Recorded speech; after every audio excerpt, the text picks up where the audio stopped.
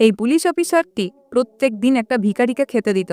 আর এই মহিলা পুলিশ অফিসারটি ভিখারিকে যখন খেতে দিল একদিন, তখন এই ভিখারিটি যে কথাটি বলে দিল ম্যাডামকে, তা শুনে ম্যাডামের মাথা ঘুরে গেল। এমনকি এমন একটা জিনিস ঘটিয়ে ফেললো কার সঙ্গে, যা দেখলে আপনিও চোখ বন্ধ করতে বাধ্য হবেন, নিজের চোখে দেখতেও পারবেন না সেই দৃশ্য। হঠাৎ করে প্রথম দিন একদিন বলে ম্যাডামকে যে, ম্যাডাম আমি আপনাকে বিয়ে করতে চাই, আমাকে বিয়ে করুন তাড়াতাড়ি। তবে এটা বলার পিছনে তার একটা কারণ ছিল। এই গভীর সত্যটি জানার পরে এই ম্যাডামটির মাথা ঘুরে যায়। আর এই সত্যটা আপনি জানলে আপনিও হতবাক হয়ে যাবেন। একটা মানুষের সঙ্গে একটা মানুষের ভালোবাসা হতেই পারে, কিন্তু এরকম যদি ঘটনা ঘটে তাহলে খুব সাবধান। আর এই পুলিশ অফিসারটা এই ভিখারিটির সঙ্গে যা করলো তা দেখলে আপনি অবাক হয়ে যাবেন। শেষ অবধি দেখুন, সব কিছু দেখাবো ভিডিওতে। ভিডিওটার শেষে বিশ্বাস করতে পারবেন না যে এরকমটাও হতে পারে। প্রত্যেক দিন ভিড়ভাট্টার মধ্যে চার মাথার মোড়ে একটা স্করপিও গাড়ি এসে থামতো, আর এসপি ওই স্করপিও কালো গাড়ি থেকে নামতো। নাম ছিল তার নিহারিকা।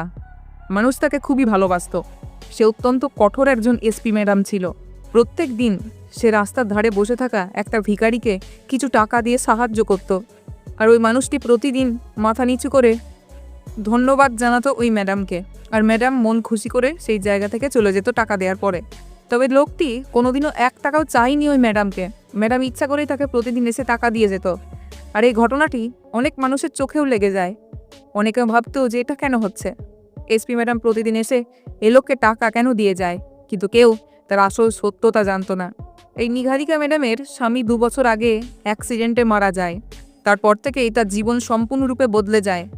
নিজে যেহেতু পুলিশ, তাই স্বামী মরে যাওয়ার পরেও তাকে চাকরি চালিয়ে যেতে হয়, মানুষের উপকার করে যেতে হয়। একদিন আকাশে ঝিরিঝিরি বৃষ্টি পড়ছিল। সেই বৃষ্টির দিনেই ভিখারি মানুষটি প্রথমবারের জন্য মুখ খুলল। হঠাৎ করে ম্যাডামকে বলল, ম্যাডাম আমাকে বিয়ে করে নেন না। ম্যাডাম হঠাৎ করে চমকে গেল। ম্যাডাম বলল, সেটা কি করে সম্ভব বলো? আর এই কথাটা মুচকি হেসে বলল ম্যাডাম, যেন সে খুব হালকাভাবে নিয়েছিল বিষয়টি। পরের দিন যখন ম্যাডাম টাকা দিতে আসলো, তখন সে বৃদ্ধ ব্যক্তি কি টাকাও নিল না ম্যাডামের কাছ থেকে। তারপরের দিন ওই বৃদ্ধ ব্যক্তি বলল, ম্যাডাম আমি আপনার জন্য একটা কাজ করতে পারি, যদি আপনি আমাকে বলেন আমি তবে করব। ম্যাডামকে কানে কানে গিয়ে ওই বৃদ্ধ মানুষটি বলল, ম্যাডাম আমি কিন্তু বড়সড় একটা হামলার ছক আপনাকে আগে থেকে জানিয়ে দিতে পারি, যদি আপনি বলেন। ম্যাডাম তখন ওই কথাটি শুনেই হাঁপকে উঠল এবং মনে মনে গভীর চিন্তায় ম্যাডাম ব্যস্ত হয়ে পড়ল। মনে মনে ম্যাডাম ভাবতে লাগলো, এই বৃদ্ধ ব্যক্তি আবার কোন হামলার ছকের কথা আমাকে বলতে চায়। গভীর রাত্রি, রাত তখন 2:30 বাজে। ওই চার মাথা মোড়ে কোনো লোক আর কোনো মানুষ নেই। তবে ওই ভিখারি ব্যক্তিটি ওই সময়তে চুপচাপ ওখানেই বসে আছে। সে যেন অন্ধকার গলির ভিতরে কিছু একটা দেখছে। কিন্তু সকালবেলাতেই এসপি নিহারিকা ম্যাডাম কালো স্করপিও গাড়িতে করে ডিউটি করতে আসছিল। তখনই সেই ভিক্ষুকটা আবারও রাস্তা আটকে দাঁড়িয়ে পড়ল। তখন সেই লোকটি ম্যাডামকে বলল, ম্যাডাম কালকে রাত্রিবেলাকার ঘটনা, পাশের ওই গুদামের গলিতে 10 জন মানুষ দাঁড়িয়েছিল হাতে কিছু হাতিয়ার নিয়ে। এই শহরে কিছু তো একটা হতে চলেছে ম্যাডাম। নিহারিকা ম্যাডাম বুঝতে পারে মনে মনে যে কিছু তো একটা ব্যাপার রয়েছে। নিহারিকা ম্যাডাম চট জলদি ইনভেস্টিগেট শুরু করে দেয়। পরের দিন ইনভেস্টিগেট করার সময় দেখে যে হ্যাঁ, ওই পাশের গলিতেই প্রচুর পরিমাণে হাতিয়ার পাওয়া গেল। ম্যাডাম কিন্তু হতবাক হয়ে গেল এবং ওই সাধারণ দেখতে ভিখারি মানুষটির কথা যে সত্যি প্রমাণিত হয়ে গেল, সেটা দেখে ম্যাডাম বিশ্বাস করতে পারছিল না। ম্যাডাম মনে মনে ভাবছিল যে একটা ফকির মানুষ, সে ভিক্ষা করে খায়, সে এত গোপন জানকারি কি করে দিতে পারে। তখন ওই ম্যাডাম মনের কথা চেপে রাখতে না পেরে বলে, তুমি কে আমাকে বলো তো। তখন ওই ফকির বলল, আমি আবার কে হব ম্যাডাম, আমাকে যেমন দেখছেন আমি সেরকমই একটা সাধারণ মনের মানুষ। তবে তারপরে ম্যাডামের কানে কানে বলে, আমার আসল নাম সমীর। তার নাম জানার পরে ম্যাডাম চমকে ওঠে। ম্যাডামের মুখ দেখে মনে হচ্ছিল ম্যাডাম যেন তাকে আগে থেকে চেনে। তো ওই ফকির মানুষটি তারপরে ম্যাডামকে 4-5টা এমন ঘটনার কথা জানিয়ে দিল যেগুলো ভবিষ্যতে ঘটতে চলেছে। কিছু স্মাগলিং, কিছু ডাকাতি, কিছু চুরি, এরকম বড় বড় কিছু ঘটনা। আর কিছু দিনের মধ্যেই ম্যাডাম কিন্তু বুঝেও গেল যে সমস্ত ঘটনাই সত্যি, কারণ ওই দিনের পরে ওই ঘটনাগুলো কিন্তু ঘটেও গেছিল। এতদিনে নিহারিকা ম্যাডাম বুঝতে পেরে গেল যে সে কোনো সাধারণ ফকির নয়, সে এমন একটা মানুষ যে আগে থেকেই হয়তো সব কিছু জানতে পারে, হয়তো তার কাছে কোনো অলৌকিক ক্ষমতাও থাকতে পারে। ওই এসপি ম্যাডাম এতটাই বিশ্বাস করে ফেলেছিল ওই ব্যক্তিকে যে নিজের জীবনের থেকেও তার উপর বেশি ভরসা ছিল। এসপি ম্যাডাম প্রত্যেক দিন এবার আর টাকা দিতে আসতো না তাকে, টাকা দেওয়ার বদলে চা দিত তাকে এবং দুজন মিলে চা খেয়ে গল্প করত। একদিন চা খেতে খেতে ওই ফকির মানুষটি হেসে হেসে গল্প করতে শুরু করে ম্যাডামের সঙ্গে। সে তখন বলে, ম্যাডাম আপনি বলেছিলেন না বৃষ্টির দিনে কফি খাওয়ার মজাই আলাদা। আস্তে আস্তে কথায় কথা তাদের বাড়ল, সম্পর্ক তাদের মধ্যে বাড়ল। মেয়েটি এতটাই ভালোবেসে ফেলেছিল ওই লোকটিকে এবং এতটাই বিশ্বাস করে ফেলেছিল যে এতটা বিশ্বাস সে তার স্বামীকেও করতো না। তো 2 দিন 4 দিন যেতে যেতে মেয়েটি বুঝতে পেরে গেল যে এই লোকটি সাধারণ কোনো লোক নয়। হঠাৎ করে একদিন রাত্রিবেলা ম্যাডামের গাড়ি বন্ধ হয়ে যায় মাঝ রাস্তায়। আর সেই সময়তেই কোথায় থেকে কি জানি সেই লোকটি আবারও হাজির হয়ে যায়। ওই ফকির, ওই একই চেহারা, এসে চুপচাপ গাড়ির সামনে দাঁড়িয়ে পড়ে আর ম্যাডামকে বলে, কি ব্যাপার ম্যাডাম, আপনি এখানে দাঁড়িয়ে? এই মুহূর্তে এত রাতে আপনার তো থাকা এখানে ঠিক নয়, মোটেও উচিত হচ্ছে না। নিহারিকা ম্যাডাম হঠাৎ করে চমকে যায় এবং বলে, আপনি এখানে কোথা থেকে এলেন? তখন সে বলে, আর কোথা থেকে এলাম সে জানতে হবে না, আপনার গাড়িটা ঠিক করে দিচ্ছি। এই বলে সে ফকির গাড়িটা ঠিকও করে দেয়। এরপরে নিহারিকা ম্যাডাম তাকে ঘরে যাওয়ার কথা বলে। নিহারিকা ম্যাডামের নিজের ঘর, সেখানে যেতে বলে ওই বৃদ্ধকে। কিন্তু ওই বৃদ্ধ বলে যে না না, আমি আপনার বাড়ি যেতে পারবো না, আমি একা একা এখানে হাঁটতে হাঁটতে চলে যাব, চিন্তা নেই। কিন্তু শেষমেশ ঘরে সে চলে এলো। নিহারিকা তাকে নিজে হাতে খেতে দিল। লোকটি যখন প্রথম খাবারটি খায় তখন সে হাসি মুখে ম্যাডামকে বলে, এই যে স্বাদ খাবারের, এই স্বাদ আমাকে পুরনো দিনের কথা মনে করিয়ে দিচ্ছে। নিহারিকা ম্যাডামের মন ধক করে ওঠে, তার বুকে একটা ধাক্কা লাগে। সে কিন্তু কোনো কথা বলেনি মুখ ফুটে, কিন্তু মনের মধ্যে লাখ লাখ প্রশ্ন ঘুরছিল। পরের দিন ফরেন্সিক বিভাগের একটা লোককে ডাকা হলো। ওই ম্যাডাম ডেকে আনলো এবং ওই লোকটি ছবি দেখালো ওই ফরেন্সিক ডিপার্টমেন্টের লোকটিকে। চুপ করে তোলা ছিল ওই ছবিটি। ফরেন্সিক ডিপার্টমেন্টের ওই অফিসার ছবিটিকে খুব স্পষ্ট করে দেখলো অনেকক্ষণ ধরে সময় নিয়ে এবং বলল, চেহারাটা খুব চেনা জানা মনে হচ্ছে তো ম্যাডাম, কিন্তু এখনও অবধি আমি পাক্কা কিছু বলতে পারবো না। ডিএনএ বা ফিঙ্গারপ্রিন্ট দরকার আমার। নিহারিকা কিন্তু এবার চুপচাপ হয়ে গেছিল, কারণ তার কাছে ওই ব্যক্তির আঙুলের ছাপ বা ডিএনএ নেই। মেয়েটি বোঝাতে চাইছিল না ওই ভিক্ষুককে যে মেয়েটি ইনভেস্টিগেট করছে তাকে নিয়ে। আর এই কারণেই একটা গোপন প্ল্যান বানালো ওই পুলিশ অফিসারটি। পুলিশ মেয়েটি একদিন ওই ফকিরকে ডাকলো এবং বলল, তোমাকে নতুন করে বাঁচার সুযোগ দিচ্ছে, তুমি আমার সাথেই থাকো, আমার ঘরেই থাকবে, আমার খাটেই শোবে, আমার সাথে শোবে। ওই ফকির কিন্তু কথাগুলো শুনে চুপচাপ দাঁড়িয়েছিল, সে কোনো উত্তর দিল না। তারপর কিছুক্ষণ পরে মাথা নাড়িয়ে বলল, ঠিক আছে, আপনি যেটা চাইছেন সেটাই হবে। নিহারিকা তাকে ডেকে আনতো এবং প্রত্যেক দিন তার বাড়িতে রান্না করে তাকে খাবার খাওয়াতো। নিহারিকার পাশেই বেডরুম ছিল আর একটা, সেই বেডরুমে ওই ভিক্ষুককে জায়গা দিয়েছিল। কিছু কিছু দিন ওই বেডরুমে নিহারিকা নিজেও গিয়ে শুয়ে পড়তো, যাতে করে নিহারিকাকে বিশ্বাস করতে পারে ওই লোকটি। মেয়েটি মনে মনে জানতে চাইতো যে এই লোকটির মধ্যে কি আছে, এই লোকটি এই শহরে কেন বসে থাকে, কেন ভিক্ষা করে। লোকটি শিক্ষিত ছিল, আর শিক্ষিত হওয়ার পরেও কেন সে ভিক্ষা করে, আর এতগুলো গোপন খবর সে কী করে আগে থেকে জানতে পারে।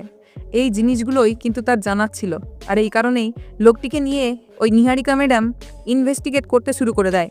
নিহারিকা ম্যাডাম তো তাকে নিজের বাড়িতেই ডেকে এনেছিল, কিন্তু তার স্বভাব চরিত্র বদলায়নি। প্রতিদিন সকালে উঠত, ভিক্ষা করতো রাস্তার ধারে বসে, এবং যে কটা টাকা সে পেত সেগুলো নিয়ে সন্ধেবেলায় আবার ম্যাডামের বাড়িতে চলে আসতো। মেয়েটি একদিন জিজ্ঞাসা করলো, আচ্ছা আপনাকে তো আমি সব দিয়েছি, বাড়িতে থাকার জায়গা দিয়েছি, খেতে দিই, তাও আপনি ভিক্ষা কেন করেন? তখন লোকটি জবাব দেয়, এটা আমার স্বভাব। তো হঠাৎ করে একদিন থানা থেকে ওই মেয়েটির ফোন আসে এবং নিহারিকা ম্যাডামকে ফোনে বলা হয় যে একজন বিশিষ্ট ব্যক্তির গুদামে আগুন লেগে গেছে, তাড়াতাড়ি থানায় আসতে। আর ওই লোকটি ছিল সেই লোক যে লোকটির কারখানাতে কিছুদিন আগেই বড় বড় হাতিয়ার পেয়েছিল ওই পুলিশ অফিসার। ইনভেস্টিগেট করতে গিয়ে দেখা যায় ওই সম্পূর্ণ গুদাম ঘরে আগুন লেগে সব পুড়ে যায়, কিন্তু তার মধ্যে কিছু ডকুমেন্টসে খুঁজে পায়, সেখানে একটা ছবি দেখতে পায়। তো সেই ছবিটা ছিল তার পুরনো মরে যাওয়া বরের। তো হঠাৎ করে এই ছবিটা পেয়েই হতবাক হয়ে যায় ওই পুলিশ অফিসারটি। মেয়েটি কাঁপতে কাঁপতে বাড়িতে নিয়ে আসে সেই ছবিটি হাতে ধরে দেখতে থাকে, হুবাহু তার বরের মতো চেহারা, এবং নিচে তার বরের নামও লেখা ছিল। সেখানে লেখা ছিল 2019 সালে তোলা হয়েছিল ওই ছবিটি। তখন মেয়েটি ভাবলো যে এটা কী করে সম্ভব, অ্যাক্সিডেন্টে তাহলে যে ডেড বডিটা পাওয়া গেছিল সেটা তাহলে তার বরের ছিল না, বা যদি তার বরের নাও থাকে তাহলে সেটা কার ছিল? এরকম প্রচুর প্রশ্ন তার মাথায় কিন্তু ঘুরছিল। পরের দিন ওই মেয়েটি মনে মনে ভাবলো যে সমীর নামের ওই ভিখারিকে জিজ্ঞাসা করা যাক, ও হয়তো বলতে পারবে, কারণ ও অনেক কিছু জানে আগে থেকে। তো সেই কথাটি যেই ভাবলো, পরের দিন চলেও গেল ম্যাডাম, কিন্তু বাস স্টপের কাছে গিয়ে দেখলো ওই 4 মাথার মোড়ে আর ওই ভিখারি লোকটি বসে নেই। ও জানি কোথাও হাওয়া হয়ে গেছে, উধাও হয়ে গেছে। আশেপাশে অনেক মানুষকে জিজ্ঞাসা করার পরেও তাকে কিন্তু খুঁজে পাওয়া গেল না। হঠাৎ করে ম্যাডাম যখন বাড়িতে এলো সন্ধ্যেবেলায়, তখন দেখলো বাড়ির সামনে বসে আছে ওই লোকটি। ম্যাডাম জিজ্ঞাসা করলো, কি ব্যাপার, তুমি কোথায় ছিলে বলো তো? সমীর তখন মাথা ঝুঁকে বলল, ম্যাডাম আপনি কিছু মনে করবেন না, একটু জরুরি কাজে বাইরে গেছিলাম। ম্যাডাম তখন বলল, তুমি বিবেক আগরওয়াল নামের কোনো ব্যক্তিকে চেনো? তখন ওই ভিখারি ব্যক্তিটি বলল, বিবেক আগরওয়াল বিরাট বড় একটা ব্যবসায়িক। পরের দিন ইনভেস্টিগেট রিপোর্টে বেরোলো যে ফ্যাক্টরিতে আগুন লেগেছিল সেই ফ্যাক্টরিতে আগুন ইচ্ছা করে লাগেনি, অটোমেটিক কেউ লাগিয়ে দিয়েছিল। আশেপাশের কিছু মানুষ বলে যে রাত্রের অন্ধকারে 2-3টে মানুষকে তারা দেখতে পেয়েছিল, তার মধ্যে একজন ছিল মেন। সেই ব্যক্তিটি আগুন ধরিয়ে দেয়। মাথায় পাগড়ি টাইপের একটা জিনিস, গালে দাড়ি এবং ছেঁড়াফাটা ড্রেস। ম্যাডামের মনে পড়ে গেল সমীর নামের যে ব্যক্তিকে সে বাড়িতে জায়গা দিয়েছে ভিখারি, সেই ভিখারির মতনই দেখতে।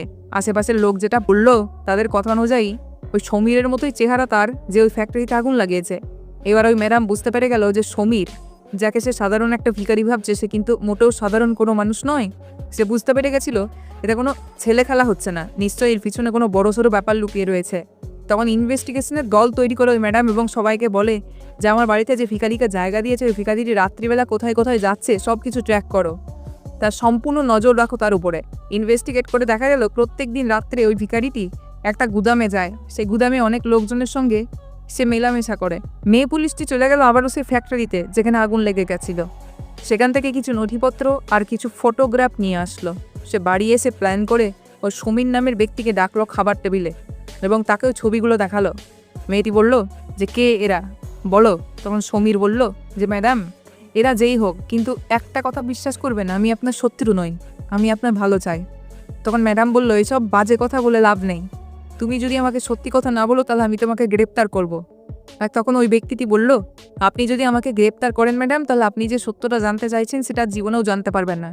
আর আগরওয়ালের নিচে একটা বড় গুদাম রয়েছে, মাটির নিচের ওই গুদামে সমস্ত কাগজপত্র লুকোনো থাকে, ওখানে সমস্ত কালো সত্য লুকানো অবস্থায় রয়েছে, আপনি গিয়ে ওখানে ইনভেস্টিগেট করতে পারেন। সেই গুদামের মধ্যে সমস্ত কালো কাগজপত্র ছিল, কালোবাজারি ব্যবসা, টাকা ইনকাম সব কিছু। হঠাৎ করে ওই ম্যাডাম ওই আগরওয়ালকে গ্রেপ্তার করে নেয়, তার কারণ সে সমস্ত প্রমাণ পেয়ে গেছিল ওই আগরওয়াল কালোবাজারির মেন লোক ছিল। সব কিছু ইনভেস্টিগেট শেষ হলো, লোকটিকে গ্রেপ্তারও করা হলো। নিউজ রিপোর্টাররা চারিদিকে অ্যানাউন্সমেন্টও করে দিল খবর, কিন্তু নিহারিকা ম্যাডামের মনটা যেন শান্তি পাচ্ছিল না। পরের দিন সমীরের মাথার চুল এবং নখ নেওয়া হলো, ডিএনএ স্যাম্পল নেওয়া হলো সমীর কে সেটার যাচাই করার জন্য। ম্যাডাম যখন ফরেন্সিক ডিপার্টমেন্টে তার ডিএনএ স্যাম্পল পাঠালো, তখনই ম্যাডামের ফোনে একটা আননোন নাম্বার থেকে ফোন আসে এবং ফোনের ওই পার থেকে বলা হয় যে ম্যাডাম, আপনি অনেক মাথা চালাচ্ছেন, এই মুহূর্তে যদি বাঁচতে চান তাহলে সবাইকে ছেড়ে দিন যাদেরকে আপনি গ্রেপ্তার করেছেন, নাহলে কিন্তু মরে যাবেন। ম্যাডাম তখন বুঝে গেল ওই ভিখারি কিন্তু আদৌ কোনো ভিখারি নয়, ও কোনো স্পেশাল মানুষ। এই সময় ম্যাডাম বুঝতে পেরে গেল যে আর পিছনে হটা যাবে না, অনেক দূর অবধি সে চলে গেছে। সমীর নামের ওই ভিখারির এখন পুরো ভোলই পাল্টে গেছে, তার চরিত্রও পাল্টে গেছে, তার নজরও বদলে গেছে। এই সমীর আর কেউ নয়, সমীর হচ্ছে পুলিশ অফিসারের মরে যাওয়া স্বামী। সে অ্যাকচুয়ালি অ্যাক্সিডেন্টে মরেনি, সে এখনও বেঁচে রয়েছে। নিহারিকা ভেবেছিল গাড়ি দুর্ঘটনায় তার স্বামী মারা গেছে, কিন্তু আদৌ তার স্বামী মরেনি। এর পুরো নাম ছিল তবিশ চতুর্বেদ। এটা কোনো অ্যাক্সিডেন্ট ছিল না, হ্যাঁ দুর্ঘটনা হয়েছিল, কিন্তু সেই দুর্ঘটনাটিকে জোর করে করানো হয়েছিল। পরের দিন ওই ম্যাডামের ফোনে আর একটা ফোন আসে এবং ফোনের ওই পার থেকে বলে যে সমীর নামের ওই ভিখারি যদি তোমার ঘরে থাকে তাহলে তোমাকেও মারবো, ওই সমীরকেও মারবো, তাড়াতাড়ি ওই ভিখারিকে ঘর থেকে বার করে দাও। কিন্তু এই সময় ফোনে বলা ওই কথাগুলো শুনে রেগে যায়নি ম্যাডাম। ম্যাডাম মোটা গলায় বলে, দেখো, আমাকে তোমরা ভয় পাওয়াতে পারবে না, অন্য কাউকে ভয় পাওয়াতে পারলেও আমাকে অন্তত পারবে না। কল যখনই কাটা হলো তখনই নিহারিকা ম্যাডাম পুরো টিমকে হুকুম করে সাইবার ইউনিটকে অ্যাক্টিভেট করে দেয় ওই ম্যাডাম, এবং ওই আননোন কলারকে ট্রেস করতে শুরু করে দেয়। কল কোথা থেকে করা হয়েছিল সেটাও খুঁজে বার করা হয়। একটা ফাঁকা গুদাম, সেখান থেকেই ফোন করা হয়েছিল, বিবেকের কোম্পানি ছিল সেটা। সমীর নামের ওই ভিখারি অ্যাকচুয়ালি ম্যাডামকে জানিয়ে দেওয়ার চেষ্টা করছিল যে কারা তার গাড়িটিকে দুর্ঘটনার মুখে ঠেলে দিয়েছিল এবং ওই শহরের মধ্যে কারা সবথেকে বড় চোর। দেখুন, সমীর নামের ওই লোকটি চাইলে ওই ম্যাডামকে সমস্ত সত্যি ঘটনা বলে দিতে পারত, কিন্তু ওই ম্যাডামকে সত্যি ঘটনা বলেনি। তার কারণ আছে, তার কারণ হচ্ছে যদি সত্যটা বলে দেয় তাহলে ম্যাডামকে খুন করে ফেলবে অন্য কিছু মানুষজন। তবে হঠাৎ করে সমীর একদিন এসে ম্যাডামকে বলে যে আর একটা জায়গাতে প্রচুর পরিমাণে হাতিয়ার লোকানো রয়েছে।